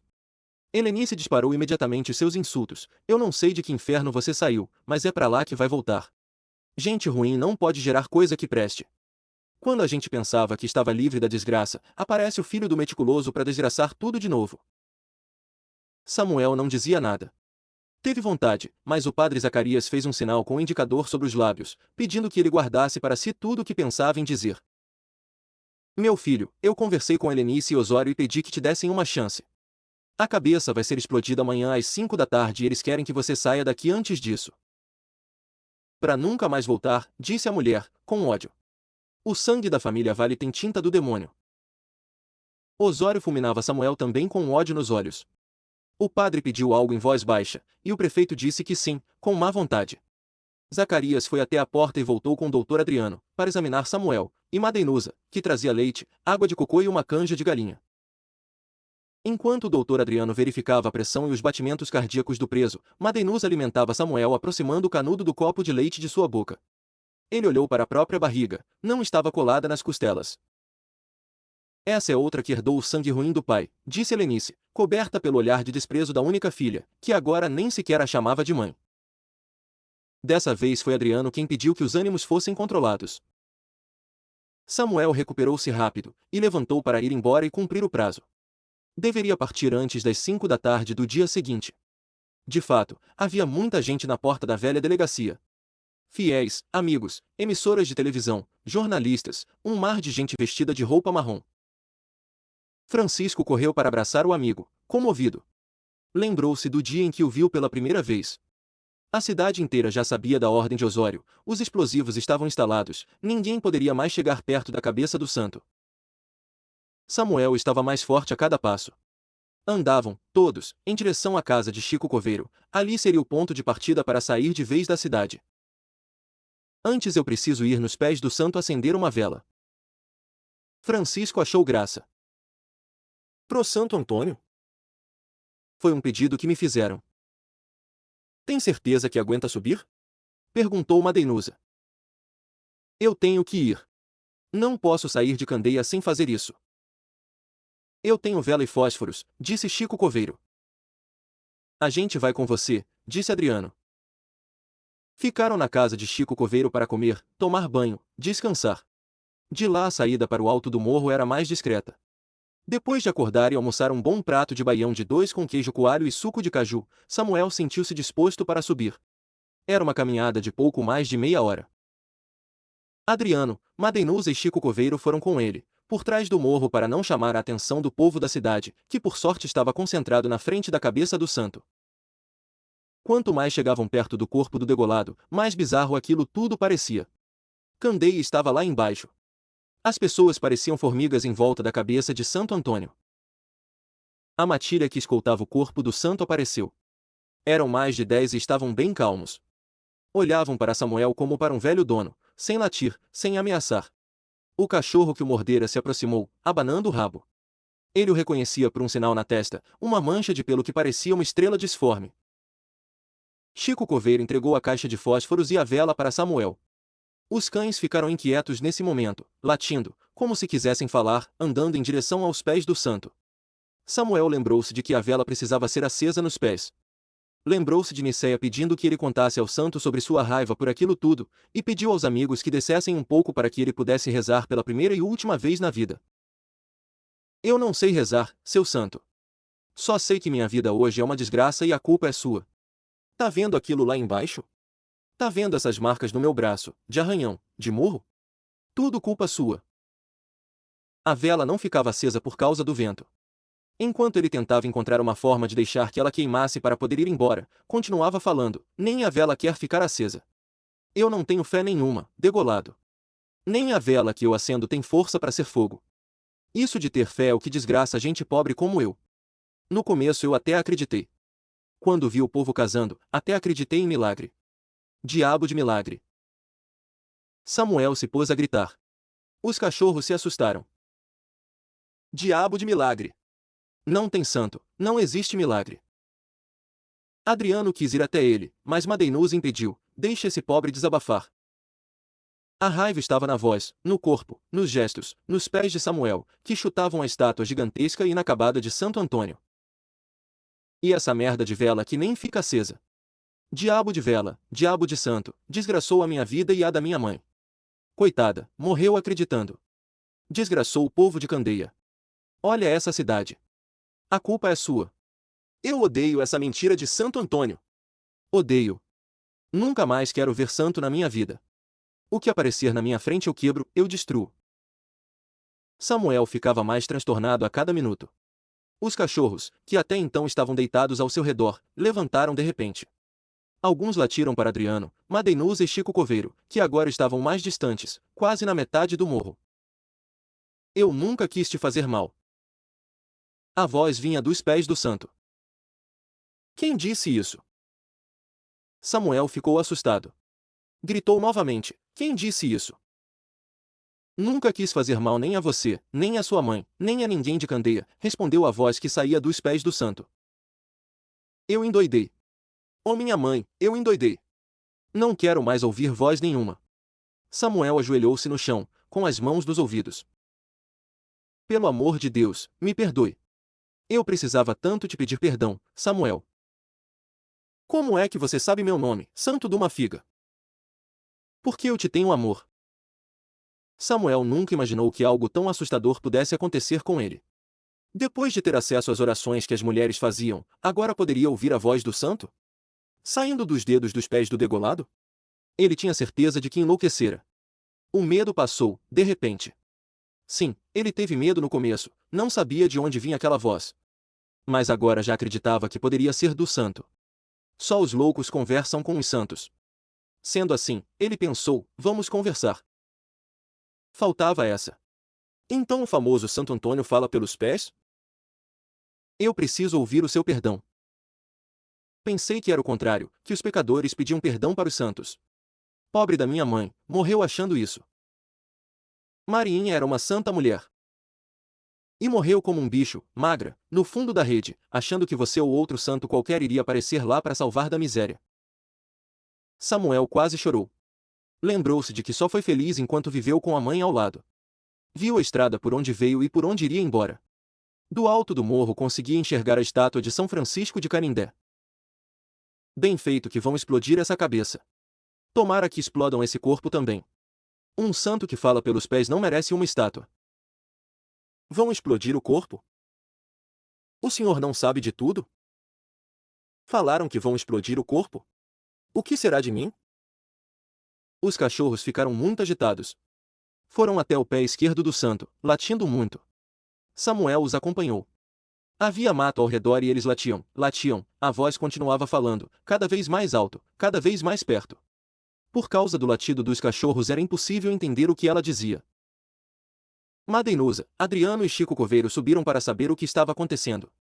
Os cães latiam de costas, não viram que eles chegavam. Samuel estava suando frio, pálido. Doutor Adriano ficou preocupado. Sua pressão está muito baixa, vamos descer. Vocês também estão escutando uma voz? Perguntou Samuel. Vamos embora daqui. Madeinusa teve medo. O mato ao lado do pé do santo moveu-se de repente, afastado por um pé humano de unhas crescidas que surgiu de um buraco no corpo da estátua. O diâmetro era a medida certa para a passagem de um homem muito magro, com uma calça velha amarrada na cintura por um fio elétrico que fazia as vezes de cinto. Confuso, ele tapava os olhos com as mãos para proteger-se da claridade. Os cachorros o cercavam, agora sem latir. Era o seu dono. Samuel, Adriano e Madeinusa tiveram medo e recuaram. Chico Coveiro fez o contrário. Aproximou-se pouco a pouco, até que o homem tirou as mãos do rosto e ele pôde ter certeza daquilo que suspeitava. É o teu pai, Samuel. É teu pai, Manuel meticuloso. Contas. Chico Coveiro abraçou Manuel, mas Samuel não chegou perto dele. Não o reconhecia como pai. Não era um reencontro, não poderiam falar de amor ou de saudades. Seus 16 dias de caminhada tinham o objetivo de matar o homem que estava na sua frente, que deu à sua mãe um filho e uma doença. Manuel, o meticuloso, responsável pela maldição de Candeia. O ciclo estava completo, Samuel encontrar o seu pai. O plano inicial estava cancelado, não se mata alguém já tão abandonado pela vida. Talvez Manuel só tivesse persistido como um quase vivo por obra do santo. Não que Samuel, agora, fosse um homem de fé, mas não poderia mais negar que Santo Antônio tem suas artes. Enquanto Adriano, muito assustado, sentava o homem no chão para examiná-lo, Samuel foi até o buraco de onde o pai saíra poucos segundos antes. Eram da mesma altura e tinham quase o mesmo peso, e por isso conseguiu passar e entrar na parte interna da estátua. O corpo do santo era, havia muitos anos, a casa de Manuel. Sua habilidade para projetar e construir fez com que aquele corpo oco, aberto no pescoço, se tornasse um lar amplo e com condições minimamente confortáveis. Num canto era possível ver um depósito com pedaços de madeira, garrafas de água, panos, roupas velhas, matéria-prima dos móveis daquele lar. Manuel tinha uma cama feita com um colchão velho, forrada com colcha, arrumada. Um fogareiro, ainda fumaçando, tinha em cima uma panela velha com sopa rala, feita sabe-se lá de quê. Apesar do cenário grotesco, a casa era bem arranjada. Tudo organizado, cada coisa no seu canto. Foram anos saindo do esconderijo em busca de lixo. Via-se o resultado nos móveis, nos cobertores feitos de retalhos. Talvez o vento frio da noite levasse Manuel para debaixo daquelas cobertas improvisadas. Talvez dali, junto aos pés do santo, ele visse a lua. Anos de lua e solidão. Aquele corpo oco era, ao mesmo tempo, arejado e sufocante. Mais belo e assustador, muito mais, que a cabeça do santo. É a casa do meu pai, Samuel pensava. Era aqui que ele estava. Era bonito olhar para cima e ver as nuvens passando, com calma, pelo buraco da degola. Samuel sentiu paz ao ver as nuvens, distraiu-se tentando adivinhar suas formas. Será que fora de seu pai que ele herdara aquele gosto por ver as horas passando no céu? Elas continuavam andando em marcha lenta, na mesma brancura de sua infância, sem alterar o seu curso, sem dar a menor importância ao que acontecia lá embaixo.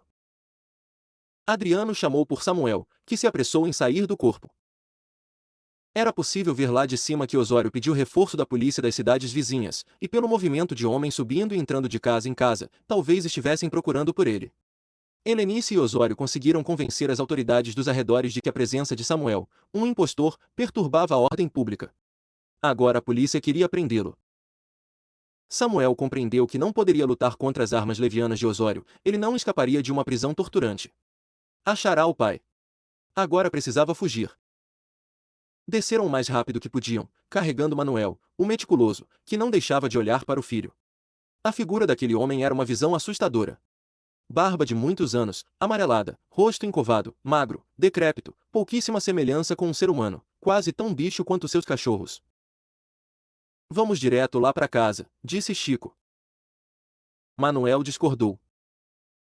Quero ir para casa de minha mãe. Talvez lá seja mesmo mais seguro, disse Samuel. Lá ninguém tem coragem de entrar. Nem eu, disse Madeinusa. Eu não entro ali, não. Eu fico com ela. Adriano acovardou-se também. Vamos nós três, Samuel. Chico Coveiro não tinha medo de quase nada. Durante a descida eles viram que quase todo mundo da cidade estava ao redor da cabeça, aguardando a explosão, e só por isso foi possível chegar à casa de Niceia sem que ninguém os notasse. O portão estava aberto, sem corrente, assim como todos os outros portões e portas da casa abandonada. Enfim, Samuel entraria na morada da avó, dessa vez sem lacre, como se esperasse por eles. Talvez todos imaginassem uma casa imunda, escura, habitada por ratos, tomada pelo mato, mas surpreenderam-se, encontrando uma sala arrumada e limpa, como se ali o fluxo da vida nunca tivesse parado. A avó não estava em casa. Chamou por ela, sem sucesso. No primeiro quarto que encontraram, uma colcha vermelha de crochê cobria a cama de solteiro onde Manuel foi colocado. Chico pediu a Samuel que ficasse com o pai enquanto ele buscava água em algum lugar. O velho apontou um banco, ao lado da cama, para que o filho sentasse. Minha vontade era voltar para sua mãe. O seu Chico me contou. Já sei de tudo. Sua mãe me perdoou? Antes de morrer, ela pediu que eu viesse lhe procurar. Minha Mariinha. Eu amava muito sua mãe. Ainda amo. E ela morreu de doença que pegou do seu amor. Que doença? Sífilis. Doença de homem. Ela já tinha isso desde pequena. Agora é fácil inventar. Ela pegou de um homem que buliu com ela quando era pequena, coitada. Tinha medo que você nascesse doente, mas Santo Antônio te salvou. Eu pedi a ele, pedi muito. Mas nunca foi lá nem visitar. Eu não podia. Eu destruí a vida desse povo todo. Chico Coveiro me contou, não precisa se cansar. Você veio para salvar a cidade. Salvar como? Eu só fiz enganar esse povo. Eu sei que você escutava de verdade. Sabe como? O que você dizia na cabeça eu ouvia no corpo. No começo eu não sabia quem era, mas minha mãe foi me contar. Chico Coveiro voltou com a mulher e interrompeu a conversa, trazendo água e comida para Manuel e Samuel. Francisco ficou do lado de fora, não teve coragem de entrar, e pediu que o amigo fosse falar com ele no portão. A explosão ficou para amanhã. Por quê? Parece que vem televisão do Rio de Janeiro. Resolveram esperar. Eu não quero ver isso, disse Samuel. Nem pode. A justiça está te procurando, você tem que fugir. Inventaram muita coisa, disseram que a gente roubou o dinheiro dos ignorantes. Eu tentei dizer que foi tudo culpa minha, mas ninguém acredita, explicou Francisco. Tu mente tanto que nem adianta mais querer ser honesto. Os dois riram. Tem outra coisa. A cidade toda já sabe que Meticuloso morava no corpo do santo. Daqui a pouco vão procurar por ele também. Samuel olhou para o lado e só conseguiu ver os fortes refletores iluminando a cabeça, preparando a explosão. Parece filme de terror. E como é a casa da velha aí dentro? Normal. Tudo arrumado. Os dois ouviram barulho de gente chegando perto. Francisco apressou-se. Aécio mandou dizer que vai passar aqui às 4 da manhã para te levar embora. Ele arranjou um chapéu, óculos e até peruca. Vou passar a noite aqui, é mais seguro. Bota seguro nisso. Nem eu entro aí. Um infinito silêncio de centésimos de segundo fez com que percebessem que viviam uma despedida. Samuel estava cansado e confuso demais, e agora se dava conta de que, em algumas horas, estaria sem a companhia de seu amigo, o mais leal e fiel que pôde conhecer. O carro da polícia passou em frente à casa de Niceia. Samuel abaixou-se para não ser visto. Francisco caminhou pela calçada e atravessou a rua. Dentro da casa, Manuel e Chico conversavam e choravam o tempo todo, enquanto anoitecia. Samuel precisava dormir, mas, mesmo sabendo disso, mesmo quase sem suportar o cansaço daquele dia difícil, não resistiu à curiosidade e percorreu a casa de Niceia com uma vela na mão. Nada de diferente ou anormal. Nada que justificasse o desespero do cinegrafista, que nunca contou a ninguém o que vira lá dentro. Percorreu o corredor, a cozinha, o quintal, os quartos, a sala, os banheiros. Tudo bem arrumado, uma casa viva, com água nas torneiras, sem pó nos móveis. Samuel entrou no quarto do pai para despedir-se dele e de Chico Coveiro, cuja esposa voltará para casa. Manuel estava dormindo. A despedida de Samuel foi um olhar, apenas. Observou o corpo fraco, o homem que viveu dentro de um corpo oco, enquanto ele crescia, enquanto Marinha morria. Chico Coveiro levantou-se para dar o abraço de que Samuel precisava. Agradeceram por tudo, um ao outro. Chico disse que Dr. Adriano prometera cuidar do seu pai, até que ele recobrasse a vitalidade normal. Aliás, Dr. Adriano não sabia como ele sobrevivera. Seu corpo guardava sinais de picadas de cobra, desnutrição, doenças de pele e um possível comprometimento do pulmão. Madeinusa sabia de sua partida, e também deixou um abraço e um recado, não tinha nenhum sinal de Rosário. Não desistiria da busca e esperava que um dia pudesse encontrá-la. Agora, sem o acesso à cabeça, perderá a última pista da irmã. Talvez fosse impossível. Existia o risco de Helenice ter acabado com a vida da moça, algo que poderia ter acontecido muitos anos antes. Chico Coveiro tentou convencê-lo a pensar em outra saída. Se você ficar aqui, nessa casa, talvez ninguém entre. Todo mundo tem medo. A gente até ajuda a espalhar mais boato de fantasma, só até sossegar o prefeito. Não é fácil assim, Chico, ele não vai sossegar nunca. O negócio dele é expulsar todo mundo e vender o terreno de Candeia. E Rosário? O que é que tem? Não quer encontrar Rosário? A cabeça tá cheia de bomba.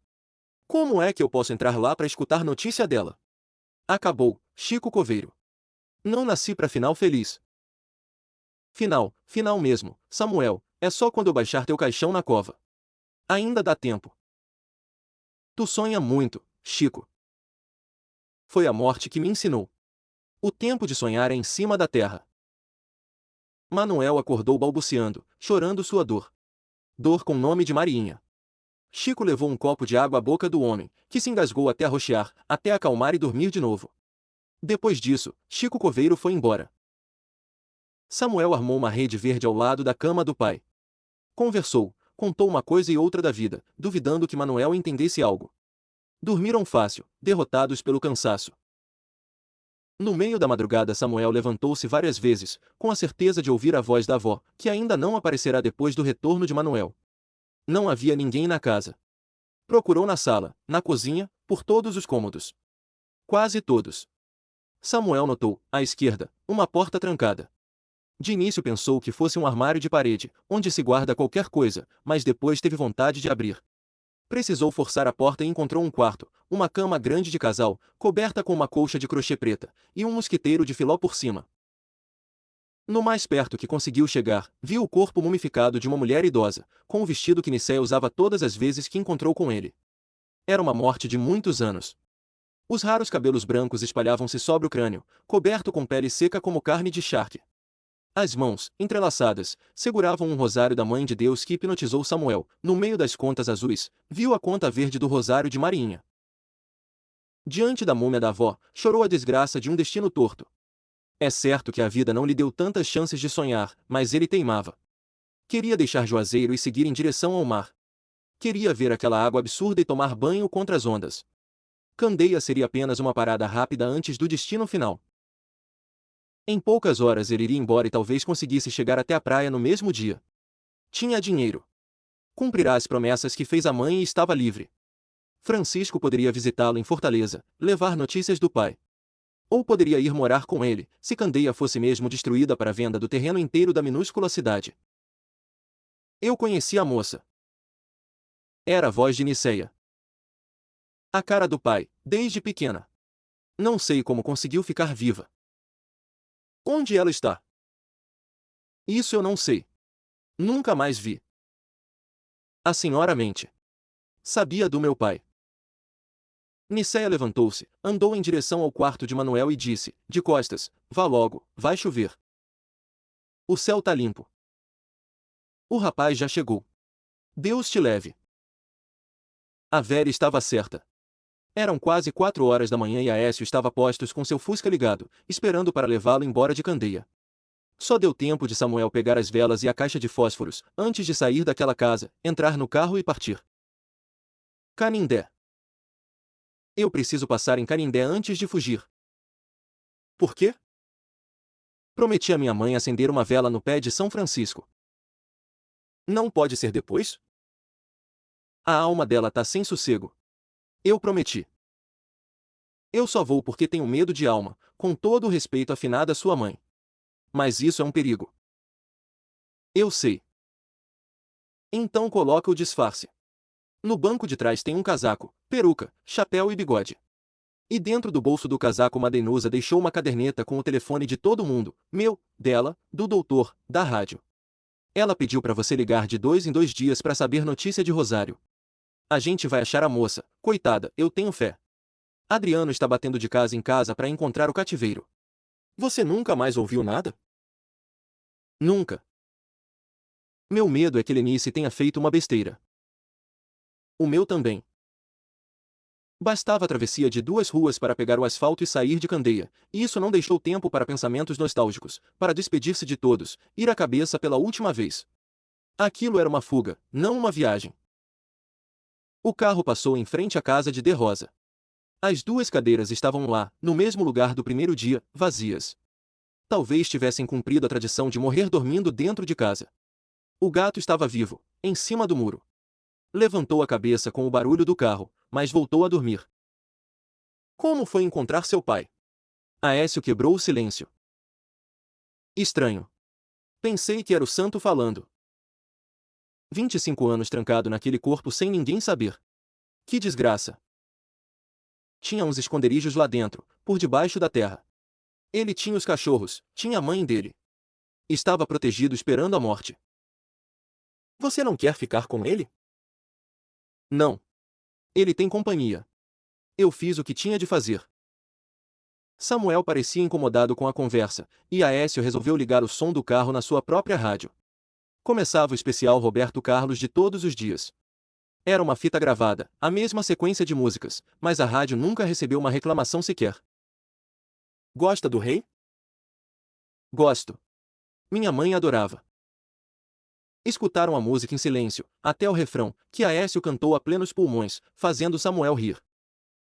Que foi? Essa é a melhor música de Roberto Carlos, rapaz. Eu tô rindo é de ti, diz infeliz.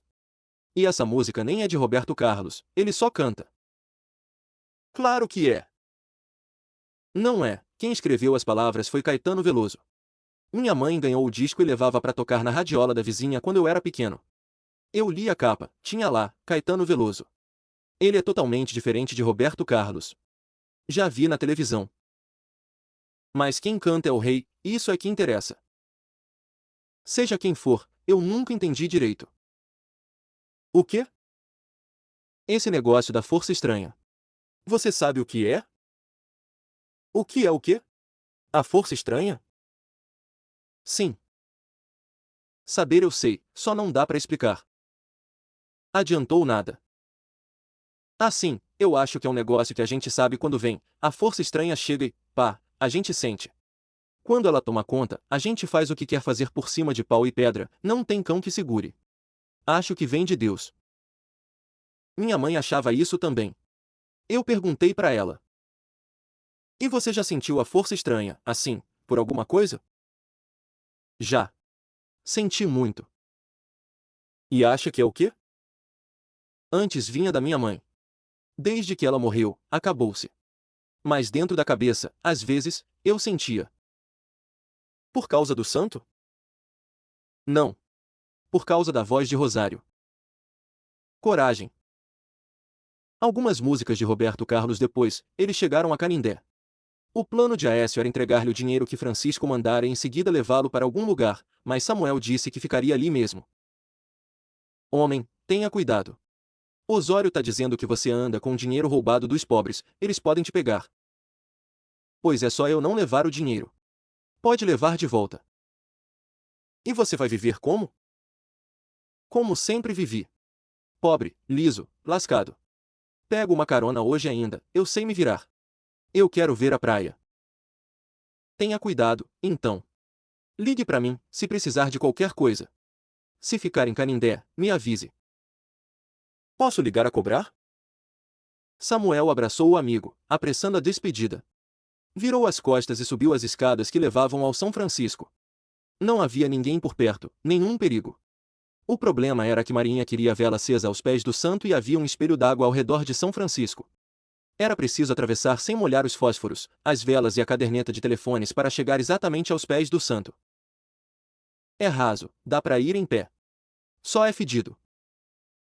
Um menino de uns 10 anos observava Samuel, sentado no chão. Se molhar, eu tenho outra vela para vender. Tenho dinheiro não, menino, pode chispar. Chispo se eu quiser. Samuel ignorou. Tirou o casaco, a camisa e os sapatos. Arrumou tudo no chão. Colocou as velas e fósforos dentro do chapéu e entrou na água com as mãos para cima. Atravessou a água sem dificuldades e logo estava aos pés do santo. Pronto, minha mãe. Acendi sua terceira vela. Cumpri minha promessa. Fui à candeia, achei minha avó morta, achei meu pai e estou indo embora. A bênção, minha mãe. Agora é por minha conta. Lá do alto Samuel avistava C-020, para onde ele pretendia descer e pedir carona para a fortaleza. Voltar pelo espelho d'água com o chapéu na cabeça foi um pouco mais fácil, o problema era que o menino roubara suas roupas. Estava parado, longe, com tudo nas mãos e rindo de Samuel. O problema maior era a caderneta de telefones, seu único vínculo com os amigos de Candeia, a única possibilidade de saber notícias de Rosário, caso ainda estivesse viva. O menino correu por um barranco do lado esquerdo do santo e Samuel foi atrás, descalço e todo molhado. O bigode, o chapéu e a peruca ficaram pelo caminho. O moleque era rápido e logo entrou numa rua de casas, mais outra e mais outra, até parar e olhar para trás, esperando Samuel. Não tem dinheiro aí, não, menino, é só pano velho e papel, disse Samuel, ofegante. Eu sei. Quero dinheiro não. Então leve o que quiser, mas deixe a caderneta no chão. Vou embora, não conto pra ninguém. Quero nada não. Meu avô é que quer falar com o senhor. Quem é teu avô? É o pai da minha mãe. Cadê ele? Na Rua das Graças. Pode vir mais ligeiro? Tô com dor de barriga. Os dois andaram um pouco até uma casa de porta e janela na rua que o menino indicou. Samuel entrou e viu uma mulher que ele conhecia de algum lugar mas não fazia ideia de onde. Trouxe o homem? Perguntou uma voz masculina. Tá na sala, todo enomeado. O homem veio até a porta falar com Samuel. Também parecia familiar. Lembra de mim? Lembro, mas não sei de onde. Deve ser por causa da minha roupa. Ele sorria para Samuel. Foi só aos poucos que ele reconheceu naquele homem de olhar bondoso o Romeiro que o ajudou na estrada, antes de chegar à candeia. Quer uma muda de roupa? Essa tá imunda. Precisa não. Chica, traga uma muda de roupa pro rapaz. A casa era pequena e muito modesta. A parede de frente para a porta era coberta de quadros de santos. Lado a lado, estavam o Padre Cícero, Santo Antônio e São Francisco, a Santíssima Trindade dos seus últimos dias. A mulher trouxe as roupas. Era a mesma que estava na estrada, no mesmo dia em que conheceu aquele homem. Agora, ela estava simpática. O senhor ajudou minha irmã a casar. Muito obrigada. De nada. Como é que a senhora sabe? Ela pediu licença e, antes de sair da sala, olhou para o marido, como se aquilo fosse código para alguma ação a seguir. Voltou apressada, com um prato de cuscuz com leite numa das mãos e uma xícara de café na outra. Afastou um banco alto com os pés, na direção de Samuel, deixou a comida e foi rapidamente para o quintal. Olhe, seu Francisco José. Pois, seu Francisco José, eu agradeço a sua gentileza, mas eu não estou entendendo nada. O que o senhor quer de mim? Eu sou um amigo e tenho uma coisa para te contar. Você precisa saber antes de ir embora. É sobre Rosário. Como o senhor sabe disso? Sou tio de Madenusa, irmão de Helenice. Mas ela não me considera irmão porque sou filho do pai dela com a empregada da casa. Ela não lembra que eu existo e isso é o que salva toda a história. Como assim? Quando Fernando voltou da África com Rosário, ele me contou a verdade, escondido de Helenice. Eu sabia que ela poderia fazer alguma coisa com a menina. E fez? Fez. E fui eu que a levei de volta para casa quando foi abandonada na rua. Todo mundo ficou pensando que era milagre de São Francisco. Samuel sentiu medo do tom de voz daquele homem, cada vez mais comovido. Depois Helenice trancou a menina numa casa, mas eu não parava de sonhar com Fernando pedindo que eu fosse salvá-la. Eu fui. Encontrei Rosário e tirei-a daquele lugar horrível. Helenice não sabe, nunca soube. Nem Madeinusa. Rosário tem muito medo de ser morta como o pai. Nós todos temos medo. Rosário tem medo? Ela está viva? O senhor sabe onde ela mora? Na casinha dos fundos. Samuel estava completamente assustado, querendo saber mais, querendo correr para os fundos da casa, esse tempo todo. Nunca saiu para a rua? Só para a escola. Mas foi uma única vez à candeia, disfarçada. Quando? No casamento de Madeinusa. Ela viu você lá, mas saímos muito rápido. E ela está mesmo aqui? Lá atrás? Está. Ela sabe que você procura por ela. Ouviu no rádio. Aécio me disse que você estaria no pé do santo, por isso mandei te buscar. Desculpe o moleque pelo roubo das roupas, isso não foi planejado. Eu posso ir falar com ela? Mandei te buscar para isso. Entre a casa de Francisco José e a casinha dos fundos, havia um pequeno quintal. Samuel escutou a morna, a mesma música que ele ouvia dentro da cabeça. Rosário adivinhou sua presença e saiu da casa, tímida. Sentou-se num banco torto de madeira do lado de fora do quartinho. Samuel sentou-se ao lado dela e esperou que terminasse de cantar para dizer a primeira palavra, obrigado. Pelo quê? Por sua música. Eu ouvia todos os dias. Eu só soube disso depois. Mas eu sonhava com você. Comigo? Sonhava, sim. Desde pequena eu sonho coisas que vão acontecer. A morte da minha mãe, do meu pai, o homem vestido de São Francisco vindo me salvar. Tudo eu vi primeiro no sonho. Tem certeza que era eu? Tenho. E como era o sonho? Estranho. E curto. Você, de joelhos, acendendo 3 velas. E uma voz, que eu demorei a entender. Voz de homem ou de mulher? De homem. Dizendo o quê? Coragem, perdão, amor, uma palavra para cada vela. Coragem, perdão, amor.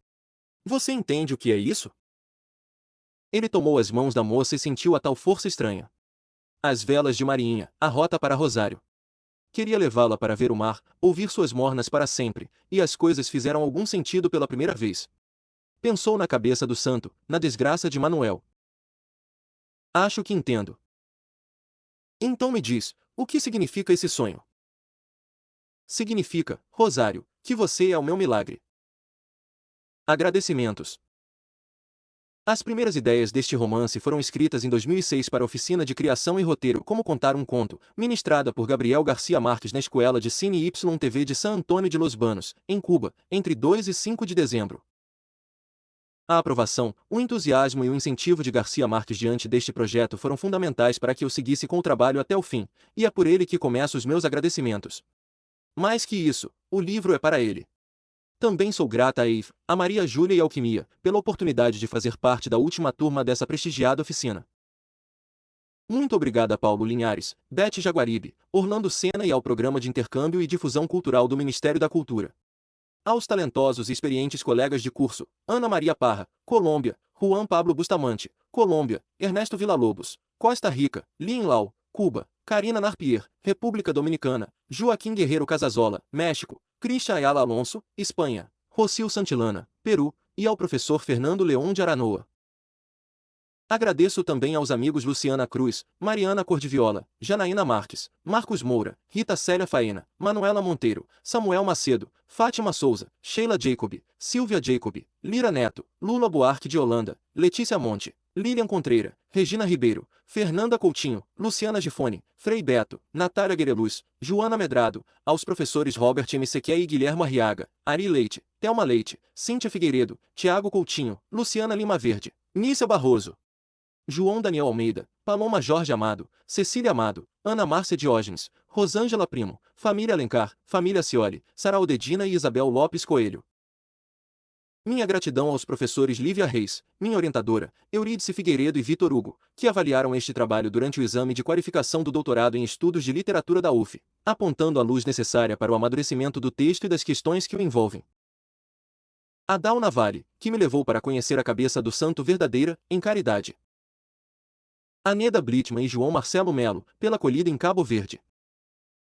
A leitura atenta e contundente da querida Júlia Bucius, editora da Companhia das Letras, cujo trabalho foi fundamental para esta obra. A Diana Passe, Natália de Mambro e Clara Dias, pela acolhida afetuosa na nova casa. A voz da Mayra Andrade, cuja música foi trilha sonora da escrita deste livro. A minha querida gente e amiga Lúcia Riff, por todo o apoio e incentivo. E a José Marcos e Beatriz, minha família, por esse nosso amor que só cresce a cada dia. Renato Parada. Socorro Acioli nasceu em Fortaleza, em 1975. É jornalista e doutor em estudos de literatura pela Universidade Federal Fluminense, no Rio de Janeiro. Foi aluna de Gabriel Garcia Marques na oficina Como Contar um Conto, em San Antônio de Los Banos, Cuba, e publicou livros de diversos gêneros, como os ensaios biográficos Frei Tito e Raquel de Queiroz, ambos edições Demócrito Rocha, e obras infanto-juvenis, entre elas A Bailarina Fantasma, editora Biruta, e Ela Tem Olhos de Céu, editora Gaivota, que recebeu o Prêmio Jabuti de Literatura Infantil em 2013.